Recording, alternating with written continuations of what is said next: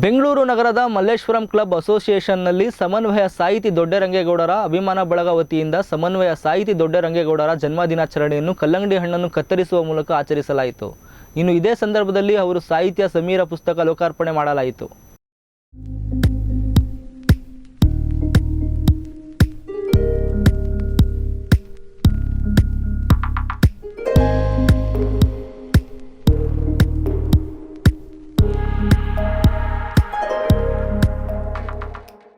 ಆಗಬೇಕಾಗಿದ್ದು ನಮ್ಮ ಸಮಾಜ ಒಳ್ಳೆ ಚರಂಡಿ ಮಾಡಬೇಕಾಗಿತ್ತು, ಒಳ್ಳೆ ರಸ್ತೆ ಮಾಡಬೇಕಾಗಿತ್ತು, ಒಳ್ಳೆ ಬೀದಿ ದೀಪಗಳು ಹಾಕಬೇಕಾಗಿತ್ತು, ಒಳ್ಳೆ ಸೌಲಭ್ಯಗಳನ್ನು ಕೊಡಬೇಕಾಗಿತ್ತು. ಅದರ ಬದಲು ಈ ಗ್ಯಾರಂಟಿಗಳನ್ನು ಕೊಡೋ ನೆಪದಲ್ಲಿ ಇವರು ಪರೋಕ್ಷವಾಗಿ ಹಣವನ್ನು ಕೂಡಿಡ್ತಾ ಇದ್ದಾರಲ್ಲ, ಸಂಗ್ರಹಿಸ್ತಾ ಇದ್ದಾರಲ್ಲ, ಅದಕ್ಕೆಲ್ಲ ಹೊರಗಡೆ ಬರುತ್ತೆ. ಚುನಾವಣೆ ಸಂದರ್ಭದಲ್ಲಿ ಎಲ್ಲ ಹಾವು ಕೇಳು ಮಂಡಲುಪ್ಪೆ ಎಲ್ಲ ಬರುತ್ತೆ.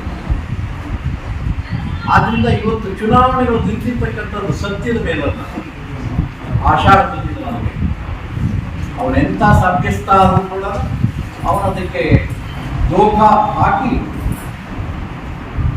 ಅದನ್ನು ಸಂಪೂರ್ಣವಾಗಿ ತುಳಿದು ತನ್ನೊಳಗಡೆ ಇರ್ತಕ್ಕಂಥ ರಾಕ್ಷಸ ಭಾವವನ್ನು ಮೇಲೆ ತಂದು ಅದಕ್ಕೆ ಅಲಂಕರಣ ಮಾಡಿ ಅದನ್ನು ಮತ ಗಿಟ್ಟಿಸ್ತಾರೆ. ಆದ್ರಿಂದ ಇವತ್ತು ಮತ ಗಿಟ್ಟಿಸುವುದು ಒಂದು ಕಲೆ, ಮತ ಗಿಟ್ಟಿಸುವುದು ಒಂದು ರೀತಿಯಲ್ಲಿ ಲೆಕ್ಕಾಚಾರ.